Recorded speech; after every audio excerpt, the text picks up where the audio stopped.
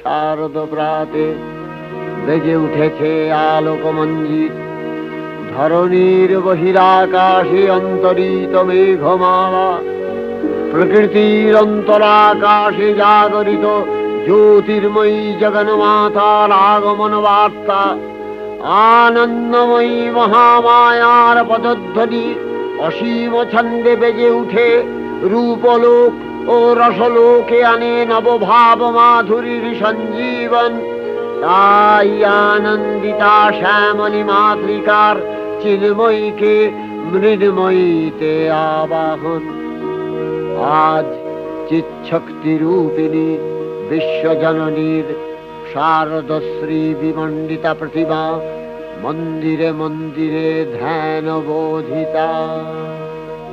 সিংহস্থা শশিশেখরা